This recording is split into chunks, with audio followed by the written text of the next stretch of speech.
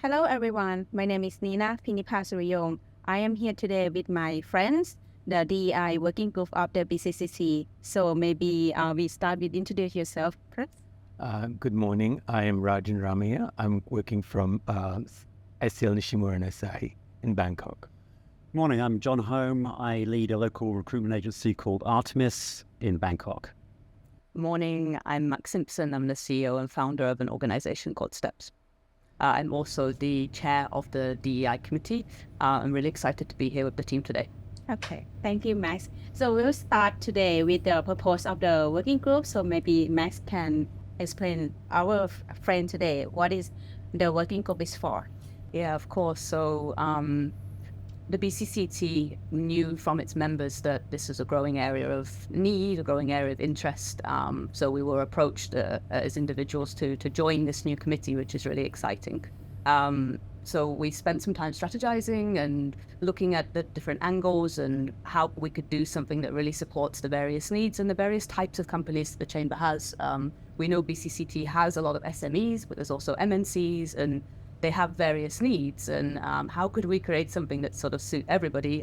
So the short answer was that we can't, but to sort of tackle that head on, we sent out a survey to understand where people are at, what they have in place now, what support they might need, what best practice they're looking to get from us, and that gave us sort of the outline for the next 12 months, right? We now see the most pertinent issues, the areas people really want to excel and grow in their companies, and it's pretty exciting, I would say, that we have such a big number of people feeding back and saying, hey, we want to do this and we want to do it well. So just in the past couple of weeks, we ran an event on paternity or family-friendly policies, and we were all there, and I think the conversation in the room was just so great that there was this safe space where people could talk about, okay, this is not going well for us, or we've been trying really hard on this and we're not getting buy-in from management. How do we approach that? And we now use that as a framework, right? We have this new approach where we should do panels where we have sort of legal representative and we have a best practice representative, and then maybe a third sector or another entity looking at it from their angle. So I think we're off to a good start. Mm-hmm. We can give ourselves a bit of a pat on the back, but it's an exciting time. I think you guys agree that we're in an exciting space at the moment in Thailand. Right. What can you say about the current state of the AI situation in Thailand? I think that we are in an exciting phase for Thailand. It's been probably an underserved and sort of under-recognized area of lots of business, but we see our sort of MNC members who have had policies for maybe 10, 15 years already, but they're not from this region, so they're struggling with implementation on that. And it's a good problem to have, I think, because it's showing that they're trying. They want to do it, they recognize that it's valuable, but it's not moving forward smoothly because it's not based on localized data or localized challenges, right? Right. Okay. We all see that most of the members of the BCCT, they are SME, right? And we have quite a survey from the SME group that they lack of implementations, they lack of policy to start with, right? So maybe Raj or John, do you have any comments about this? I think that if you're an SME looking at DEI, you want to look at best practice within the market, maybe regionally, globally. Look at what maybe UNICEF are promoting too in terms of policies, and use that as a best practice example and gradually implement what you can in a practical sense within your SME. I think when we had the paternity discussion, we saw that Unilever are doing very good work in this market and globally. They're a very good example of what to use. So maybe reach out to people like that, understand what they're doing, and see what you can practically do in the market. And also, in terms of business, I think that if you have DEI policies in place, it's actually very attractive for candidates coming to your business. Much more like they will come to your business if you have those policies and practices in place. So it's good for talent attraction and retention too. More likely people will stay within the business if they see that your company is following DEI policies and practices. I think that's something UNICEF really shared quite well about, is that because of the type of entity they are, they're not offering competitive salaries compared to big corporate, right? And SMEs are in that same bracket. So the benefits, as you're saying, are the bonus to working in that sector or working with an SME. You will get a more friendly, supportive, engaged company, and these policies that help you have a better work balance, you know, and have support with your family or whatever it is that you're seeking. And I think that was a really good message for them to put across, because not everybody is an MNC, or not everyone has and you done can attract budget. the best talent Absolutely. for SMEs rather than going all to the MNCs as happens now. Right. I could also see from the legal perspective, a lot of companies do not want to work with you if you don't have these policies. And they're very daring to pull out of the market as well. So I don't think we need to have a comprehensive list, but I think we should be seen starting to do things, because it does take some time to do it in this regions especially. You're sort of future-proofing your business, right, Yes. by getting ahead of this and being a leader and starting with something, rather than in 10 years' time from now sort of being left behind and not attracting the talent that you used to be Get able ahead to. of the curve in the region. Yeah. Yeah. And Asia being a little bit more conservative, you know, these things are not something that they could grasp immediately. So it does take some time, and we need to start initiating. It's great.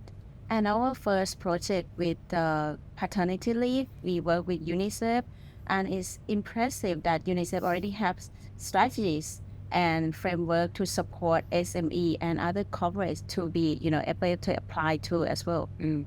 And they're asking chamber members to stand beside them to lobby these policies of government, which I think is a really interesting step, because traditionally UNICEF wouldn't work with chambers that way. It would be more maybe donors or big sponsors that they've had. Now they're saying, look, we're stronger together. And I think we need partners like that to help lead the way on this best practice in the region, because they have the reach nationwide and regionally to bring in data that's helping to lead forward with the policies that need to reflect where we are. And I think that's what's really interesting. And the about it. credibility too. Absolutely, it opens doors, right? Yeah. That's a good start. We can also work with other working groups on that advocacy, on the paternity leave, and those legal perspective as well. Yeah, let's do to the next question about our work in the British Chamber of Commerce with other working groups. So right now, we start to work with the others, like the women business working groups and the young professional. So we start to talk about the other projects that we will organize later on, like events or even the mentorship programs. Yeah. Yeah, it's essential, right? We should be working with all of the other working groups, because it sort of underpins everybody's area of specialty. It's easy to be HR, right? This is a HR issue. No, we look at inclusion and DEI across an ecosystem of a company. So it's great that we started with legal, because I think that's a good step forward. And then we have sort of other ones lined up for later in the year that show that the intersection of DEI is everywhere. Yeah, you mentioned the right point. DEI is not the HR issue. It's not the HR responsibilities, but indeed it's everyone's responsibilities. Right? I find in my own work outside the chamber that HR feel very wary of DEI, because they don't feel like they have the knowledge or support from their management to lead this properly, because they're lacking information or metrics, or how do we measure this, or how am I motivated to make this happen, because they face the challenges and they sort of say, you know, leadership will take the credit for things that have gone well, but the problems that are faced day to day, they're the focal point for the company to come to, right? And they don't always feel that they have the know-how to navigate these sort of tricky policies, but also just advocating for it as an essential part of the business. Yeah, I think there's a need for sponsorship at the top level of each company to make these policies happen, not just HR, maybe operationally, but the C-level should be sponsoring these types of policies at each company. Yeah, it's a very young area. Nobody knows really what needs to be done, but I think we should be doing something and then expanding on it. I think that's how we need to move forward with this. And using the chamber to share that practice, Yes. right? I mean, this is what we're seeing. We often in society only measure success of like having fully achieved something, but we need to talk about the steps between getting started and reaching whatever is success. Otherwise, people don't start. And they think that there's no milestone between here and succeeded. And I think the chamber, our working group is offering that opportunity for people to say, we tried that and it went terribly. And it really didn't get the feedback that we hoped. And we're now trying to adjust. And how did you find it? And that's helping people to take those initial steps, which I think is, essential, right? The return of investment in this is not really very quick. It needs some time to invest, but it's good that we're doing that. Yeah. It's a complex issue. It's Yeah. not a one day, you Yeah. know. So, John, do you have any advice for the BCCT members who are looking to improve the DEI status? I think they should be looking at what's happening in the market now, which companies actually have a DEI policy and a practice in place, and reach out to the members within BCCT. If you're an SME now in BCCT, reach out to the other members who are actually engaging this policy. How have they done it? How did it work? What are the pitfalls? What are the barriers? And work out a sensible project plan, cross-functional, across the business, of how they would implement these policies in a practical sense. And allocate some resource time to it as well. You have to actually have the resource on a full-time basis, if possible, to implement these policies. Right.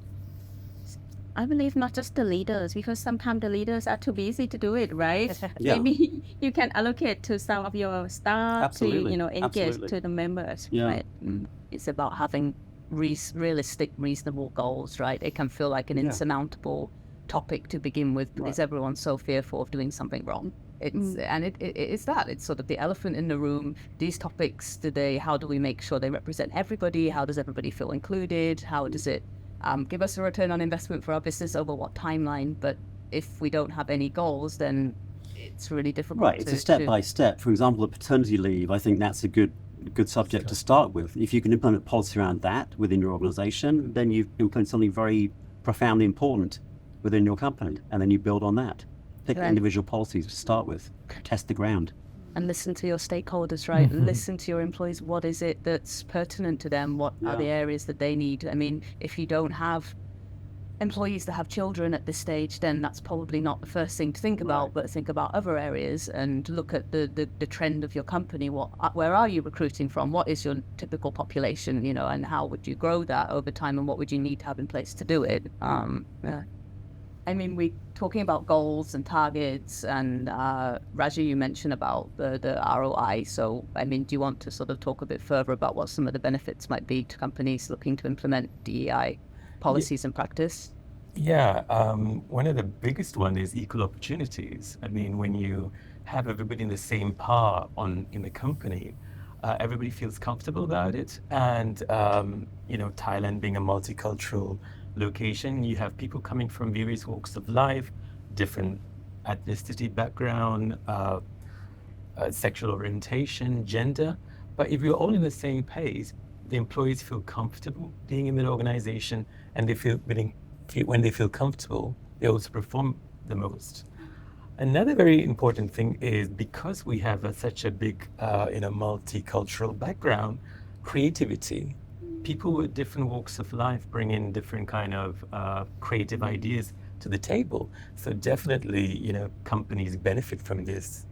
So the cross-pollination of talents and background just creates a very diverse society. And this is a very important thing to, work-life balance, and creates a unique society in Bangkok. So I think that's very important for companies. Innovation, right? Yes. This is what we see as Yeah. one of the biggest byproducts of a truly inclusive workplace, is that innovation. And I mean, two of you are in recruitment, and companies can pay a lot of money to try and find that talent, but actually you can curate it within your own organization by creating that atmosphere. And it's a key differential too for companies who have this kind of policy in place. It's a differential to their competitors too. So it's a major advantage for them to have these types of policies. It's very complex. When we start talking about DEI, our first talk, when we ask what are your thinking about DEI, everyone answer the different aspect, right? You answer about disabilities, and I answer about the gender equality. So it's more complex than people would think about. So starting from giving the proper education, training to everyone in the companies to understand that the differences of the people. So that's very important. Yeah, you need to understand exactly what you're looking at in terms of DEI, Yeah. and also get buy-in from the people within the company. Yeah. When you introduce it, you need to get their buy-in to engage with the message, and then buy-in and actually make it happen too. Right. A lot of the time when you talk about DEI, we're talking about sexual preference, but actually there's more towards that than just that. So I think it's very important to give the community and the office, especially, what does it encompasses? Yeah, I think a practical example I've seen in recruitment is there's a lot of ageism in this country. If you're over 50, no one will give you a job. Right. So I think that's a huge area in this country, and there are no laws around it. So employers can discriminate against people who are over 50. So I think that's a very interesting topic to tackle within each company and within their HR and within talent attraction too. Look at that aspect.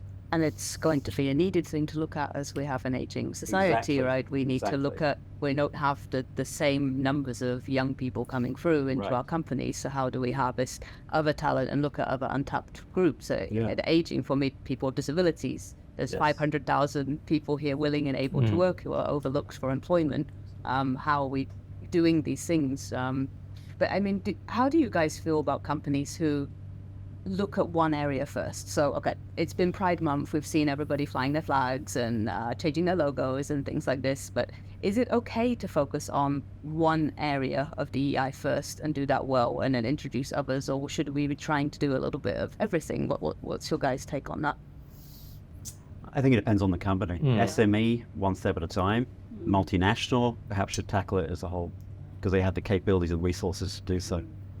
But that's an interesting point, right, about capability and resource. Capability, yes, but we often talk to MNCs who say they've not been allocated the resources to do this. Right. DEI might be one of 5 responsibilities you have, Yeah. and the other 4 responsibilities are about money.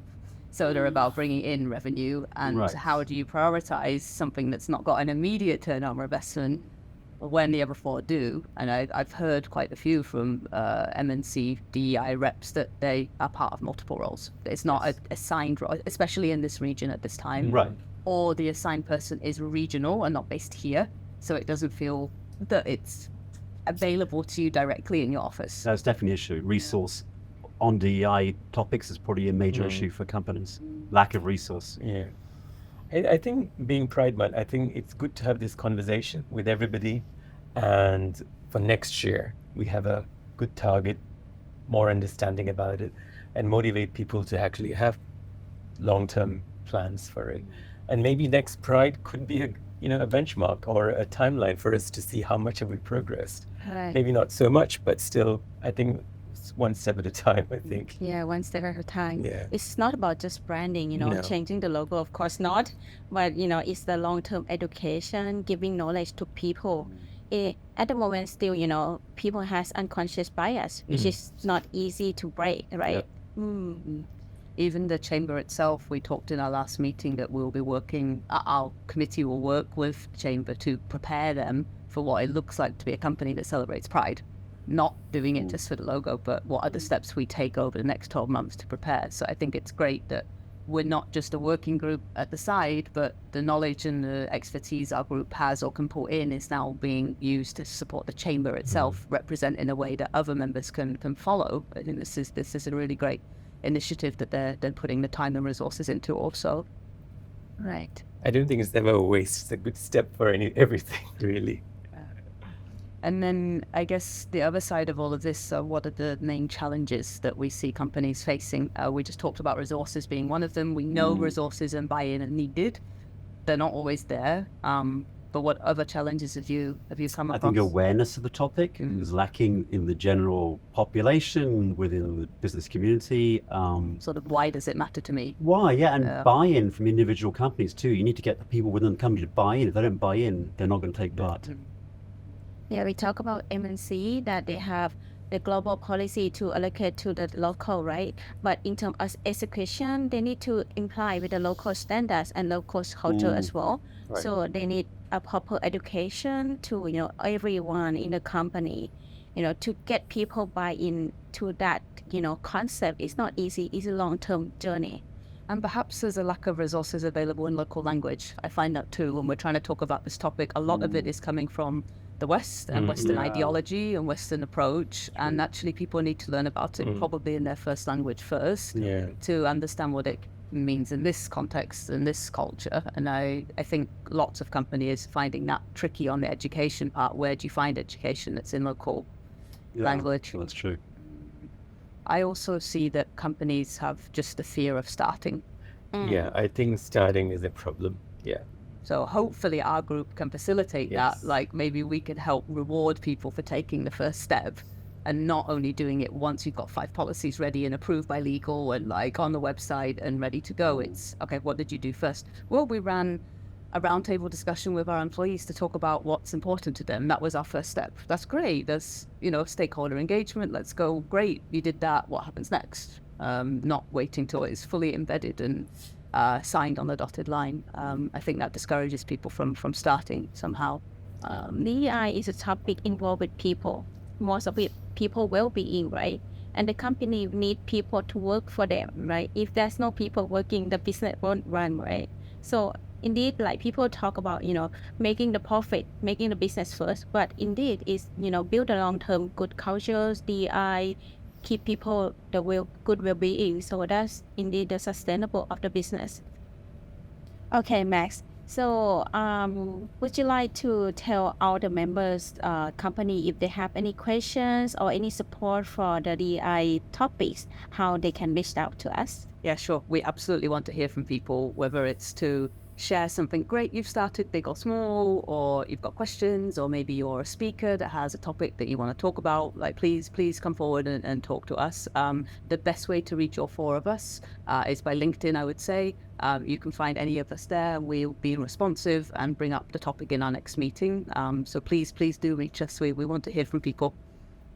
So that's it for today. Thank you everyone for being here with us, and thank you for everyone to stay with us and stay contact with us if you have any questions. Thank you.